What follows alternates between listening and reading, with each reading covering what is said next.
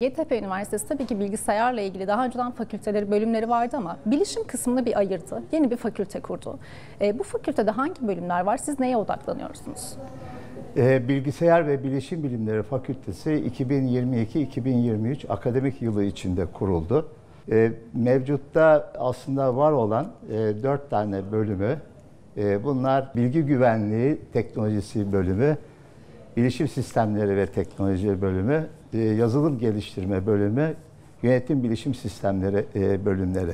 Evet, bunlar bu yıl eğitim vermeye başlıyor değil mi? Üniversitemizde aslında ilk kurulan Bilişim Sistemleri ve Teknoloji bölümü 2001.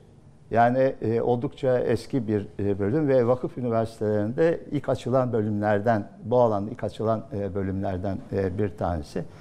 Daha sonra 2008 yılında Yönetim Bilişim Bilimleri bölümü kuruldu.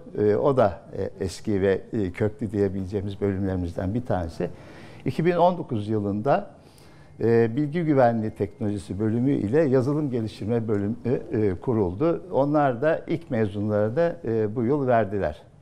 Evet, fakültenizin yeni olduğunu söyleyebiliyoruz öyleyse. Şimdi bilgisayar mühendisliği ve yazılım mühendisliği farklı bir fakültede.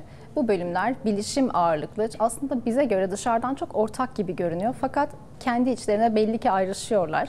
Ayrı bir fakülte kurulmasına neden ihtiyaç duyuldu? Bilişim konuları ve sistemlerine uygulamalara yönelik alanlar çok genişledi. Bu alanlar genişlediği için 4 yıllık lisans programı içinde bunlara yeterince uzmanlık vermek kolay olmuyor. Bu nedenle üniversitede zaten var olan ama farklı fakültelerde yerleşmiş olan bölümleri yeni bir ortak vizyon altında birleştirmek üzere kuruldu. Mühendislik fakültelerine benzer bir ortam oluşturmaya çalışıyoruz. Yani ilk yıllarda ortak yazılım geliştirme ve bilişim eğitimi vereceğiz. Böylelikle 4 bölümde de temel hedefimiz olan yazılım geliştirme uzmanı ve bilişim uzmanını bir kere vermiş oluyoruz. Daha sonra her bölüm kendi uzmanlık alanlarında zorunlu dersleri ve yine örneğin web teknolojileri, mobil teknolojiler, yapay zeka, veri bilimi, bilgisayar oyunları, makine öğrenmesi, buna benzer yeni teknolojik konularda seçmeli dersler aslında tüm fakülte öğrencilerine açıktır. Peki şimdi isterseniz kontenjanları da duyuralım. Bu da sonuçta görevimiz, buradan bildirmek. Evet. Elbette tercih kılavuzunda da bunlar yazıyor fakat izleyicilerimize dikkatini bu yöne çekmiş olalım. Daha sonra da bu bölümleri derinlemesine ele alalım. Buyurun. Genel toparlama yapayım. 297 toplam fakülte kontenjanımız var. Bunun 196'sı %50 burslu. Aşağı yukarı %14 oranlarında da tam burs ve ücretli kontenjanlarımız var. Bu sene bölümlerimiz, yani daha önceden açılmış olan bölümlerimiz bu sene yeni fakülteye aktarıldığı için YÖK Atlas'ta bulunan tercih sihirbazında geçmişine yönelik hiçbir bilgi yok. Yani taban puan ve taban sıralama değerleri yer almıyor. Bunları doğrudan öğrenmek için adayları web sitemizin aday sayfalarına bekliyoruz. Oradaki tablolarda hem kontenjanlar hem de geçmiş dönemlere ait taban sıralaması ve taban puanlarını görebilirler. Ayrıca öğrencilerimizi tabii ki üniversitemizde de bekliyoruz. Doğrudan gelip bizlerden bilgi alabilirler. Şimdi tam tanıtım günlerindeyiz. Her üniversite kendi fakülteleri bazında öğrencileri tabii rehber bilgiler paylaşıyor. Şimdi şunu sormak istiyorum. Sizin bölümleriniz elbette yüksek sıralamalarla alan bölümler. Yani özellikle sayısal alanında kendini kanıtlamış, çalışkan, iyi netleri olan, iyi puanları olan öğrenciler tercih ediyor. Bir bakıma da sağlık bölümlerini de tercih edebiliyorlar. Aslında ikisi de elbette çok ikame bölümler değil. Fakat neden siz yazılım ve bilişimi seçmelerini önerirsiniz? Evet. Şimdi öncelikle bu noktada şu bilgiyi de vereyim. Yönetim bilişim sistemleri eşit ağırlıklı puan türünde alıyor. Diğer 3 bölümümüz sayısal türünde puanla öğrenci alıyor. Adaylarımızın hayalleri, yapmak istedikleri ve geleceğe yönelik meslekler neredeyse örtüşüyor. Yani puan türleri birbirlerine yakın olmalarına rağmen aslında çalışma alanları, iş bulma alanları da yakın gibi gözükürken bilişim ortamında çalışmanın verdiği ayrı bir keyif vardır. Bir kere hani ofis ortamında çalışılır ama bilişim konuları aynı zamanda kendileri hobiyi de içerir. Yani yazılımı öğrenmek, uygulama geliştirmek, yani işiyle ilgili bir çalışmayı yaparken sadece kendisiyle veya geleceğine yönelik başka bir alanda bir yazılım geliştirme, bilgisayar oyunları üretme, bunlar gibi alanlar aslında gençleri geleceğin mesleğine bu anlamda da yaklaştırıyor. Evet, kodda yazabilecekler değil mi? Bunu da söyleyebiliyoruz. Programlama ve yazılım geliştirme ve bilişim bizim çekirdek derslerimizi oluşturuyor. 4 bölümde de ortak geliştirme sistemlerinin kendisine ait biraz daha karmaşık olabilecek yapıları ve üretilen yazılım ürünlerinin kendine ait yaşam döngüleri vardır. Yaşam döngülerinde gene yazılımlarla takip edilmesi ve işletilmesi, bakımların yapılması, sürümlerin oluşturulması, hatalar oluştuğunda düzeltilmesi ve özellikle kullanıcılardan, müşteriden gelen yeni isteklerin tekrar üretime dahil edilmesi gibi bir kocaman iş vardır. Bunların tabii ki başlangıcı programlama eğitimiyle oluyor. Evet. Aslında günlük hayatımızı çok etkileyen konular ve her branşı, her mesleği etkileyen konular.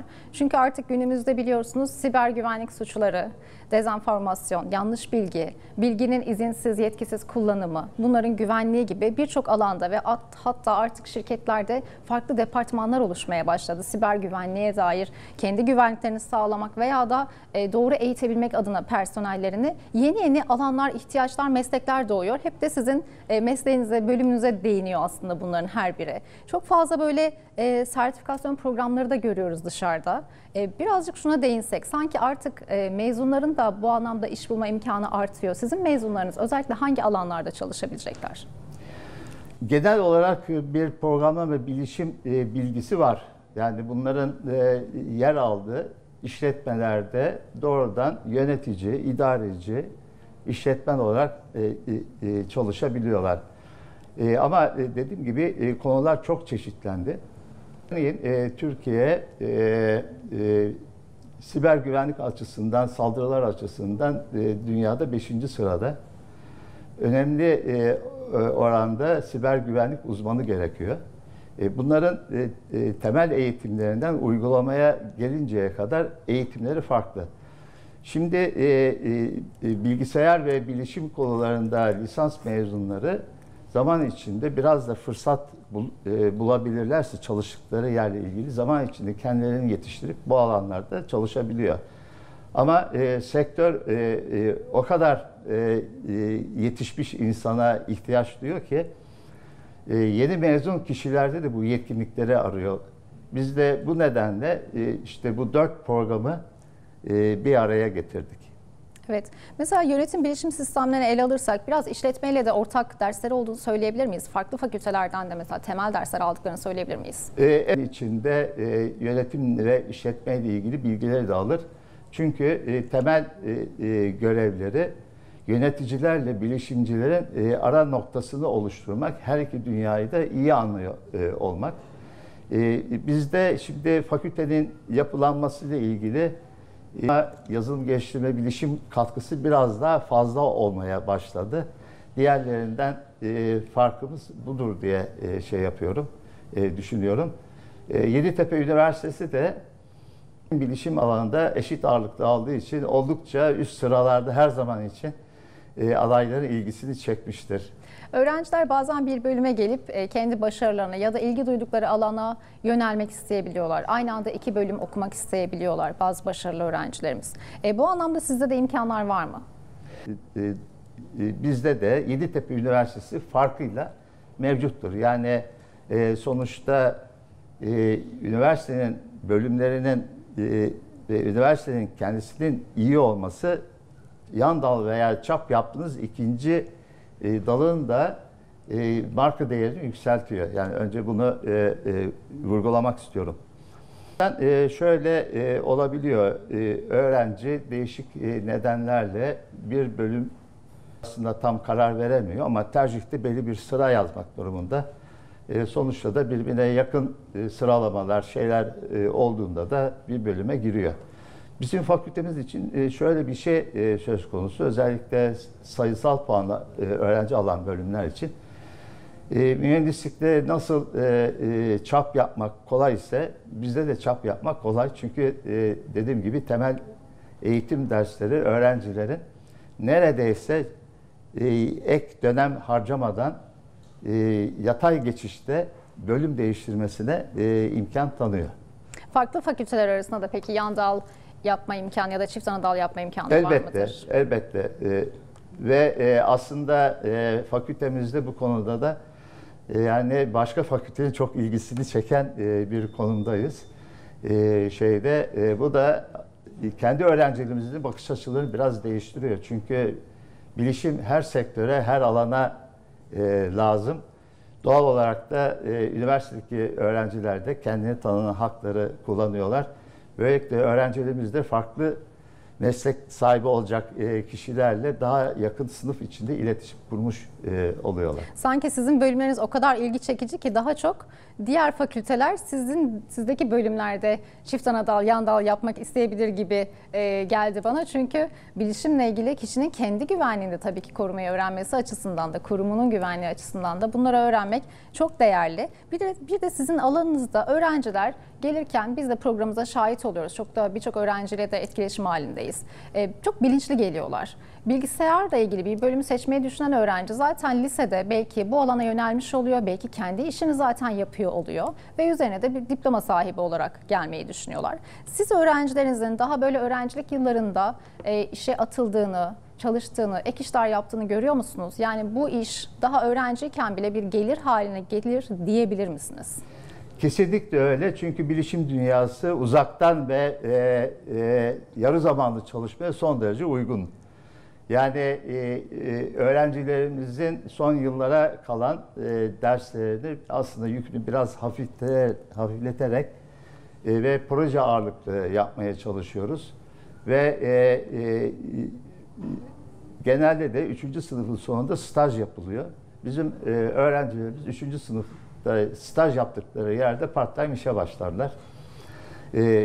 Çünkü çok kolaylıkla ilgisini birlikte yürütebilirler. Bu aslında normal çalışma hayatı da yavaş yavaş buna dönüyor. Yani pandemi nedeniyle uzaktan yaşam, uzaktan alışveriş, her şey uzaktan yapma nasıl insanların uzaktan çalışmasını sağladıkça kendi konusu olan bilişimde de bunu sağlamak çok daha kolay oldu. Artık yabancı bir firmada çalışmak için yurt dışına da gitmeye gerek kalmadı. Mezunlarımız kendilerini eğer bir dünya bilişimcisi olarak yetiştirebiliyorlarsa işlerini yabancı firmaların Türkiye'deki temsilciliklerinde ya da yabancı firmanın Türkiye'de kullanan ürünlerini kullanan firmalarda veya doğrudan yabancı firmalara daha yurdumuzdan ayrılmadan çalışmaları mümkün oluyor. Bunun da en önemli koşulu, dünya bilişimcisi olmanın en önemli koşulu da İngilizce eğitim. Lisans eğitimin İngilizce olması. Evet. Nitelikli bilişimcinin en önemli kaynağı bilgisayar mühendisliği bölümleri. İlgili mühendislik bölümlerinin yılda 5.000-6.000 mezun. Hani 4 yıllık bilişimle ilgili diğer fakülte mezunlarına da katarsanız yılda aşağı yukarı işte 10.000 ve üstü mezunun hiçbir zaman için bu açığı kapayamayacağı belli. Ve pandemi nedeniyle de bilişim ürünlerine ve bilişim sistemlerine gereksinim çok arttı. Dolayısıyla bu konudaki istihdam da çok arttı. Bir de son olarak dünyada da aynı durum olduğu için özellikle yurt dışından kendi bilişimci insan kaynağımıza yurt dışından talep de çok arttı. O yüzden bunu söyleyebilirim. Yani herhangi bir işsizlik durumu söz konusu değil. Buradaki anahtar kelime kişinin nitelikli bilişimci olması. Evet. Bu niteliği sağlayabilecek eğitimi ve uygulamayı yapması. Şunu görüyoruz, mezunlar yurt içinde mi çalışsam, yurt dışında mı çalışsam sorusuna belki cevap arayacaklar mezun olduktan sonra. İki tarafta da çok büyük alternatifler mevcut. Nitelikli yetişmek dediniz, nitelikli mezunlar olmasından bahsettiniz. İngilizce dediniz temel birinci ölçüt. Peki bunun dışında farklı olarak öğrenciler nasıl sizce mezun olmalı, kendilerini nasıl yetiştirmeliler? Meraklı olmaları gerekiyor. Yani sadece kendisine verilen ödevlerle kalmaması gerekiyor. Bizim mesleğin en önemli şeyi daha önce bahsettiğim gibi hobi tarafları olması. Şimdi bazen öyle oluyor ki ben uzun senelerdir aynı zamanda bilgisayar oyunları üzerinde de çalışıyorum. Bilgisayar oyunları üzerinde öğrenciler başlangıçta o dersler büyük bir hevesle gidiyor ama işin yazılım tarafının zorluğunu gördükçe yavaş yavaş sayıları azalıyor. Bir ödev verdiğiniz zaman işte ödevi yapıyorlar ama 2-3 arkadaş bir araya gelip ya biz bunu yaparız, şöyle bir şey yapalım, bunu mobil oyun yapalım, işte oraya koyalım, şey yapalım diye bir heyecanla çalışmaya başladıklarında işte gece gündüz kendileri vererek çalışıyor ve üst düzeye çıkartıyorlar. Yani hocanın vereceği bir ödevi yapmak yerine kendileri verdiklerinde elde edilen performans çok daha farklı oluyor. Başka projelerde oluyor mu böyle öğrencilerden çıkan startuplar, yeni projeler dediğiniz gibi mobil uygulamaları bu dönem çok tabii ki revaçta görüyoruz. Hem web hem mobil tarafta. Elbette bir oyun geliştirebilecek kadar, bir yazılım üretebilecek kadar mezunlarınız var. Hani onu anlıyorum. Ama kendi böyle hazırladıkları başka proje örnekleri de hatırlıyor musunuz? Evet, var. Üniversitemizde destek veriyor. Şu anda yürütülmekte olan bir startup projesi üniversitede yaygın şekilde kullanılmak üzere hazırlanıyor. Kendi mezunumuz. Aynı zamanda bilişim kulübümüz var. Onlar da bilgileri de daha aşağıdaki genç arkadaşlara aktarıyorlar. Sürekli bir eğitim ve proje geliştirme faaliyeti söz konusu oluyor. Evet, ülkemizde de çeşitli teşvikler var biliyorsunuz. Teknofest gibi belli başlı festivallerde öğrencileri bu anlamda ekip çalışması yaparak hocalarıyla beraber yeni projeler üretmeye teşvik ediyorlar. Peki öğrenci kulüplerinize değinmişken öğrencileriniz aktif mi? Bu alanda kendilerini sosyal, kültürel, sportif alanda da geliştirmek için Yeditepe Üniversitesi'nde farklı neler yapabilirler? Yeditepe Üniversitesi yeşillikler için harika bir konumda ve arkadaşlıklar son derece kuvvetli. Çok sayıda kulüpleri var. Öğrencilerin kendilerini ifade edebileceği ortamları bulması kolay. Yani özellikle tanıtım dönemlerinde bir de mezuniyet törenlerinde iki farklı duyguyu yaşıyoruz. Neredeyse aynı ay içinde. Mezuniyet törenlerinde artık meslek sahibi olmuş, onun gururu gözlerinden yansıyan genç arkadaşların hayata atılışını gördükten sonra neredeyse 2-3 hafta sonra pırıl pırıl gözlerinde okuyacağım, yapacağım diyen genç arkadaşların üniversiteye gelişlerini gözlüyoruz. Bu iki duyguyu bir arada yaşıyoruz. Herkese istediği bölümü yazması, istediği mesleği yapmasını diliyorum. Evet, bir yandan mezun arkadaşları uğurluyorsunuz ki yolları açık olsun. Bir yandan yeni eğitim öğretim dönemiyle birlikte yeni aday öğrencilerinizi bekliyorsunuz. Onlara kavuşma heyecanı. Elbette çok güzel günlerden geçiyoruz. Sizin de tanıtım günleriniz vardır. İsterseniz bunu da duyuralım öğrenciler. Özellikle nereden bilgi alabilirler? Web sitelerimizde temel yönlendirme bilgileri var ama eğer adayların imkanı varsa genel olarak yazmayı, okumayı düşündüğü bölümleri aileleri veya kendileri gelsinler, ziyaret etsinler. Birebir iletişim ve ortamı görme çok farklı bir olay.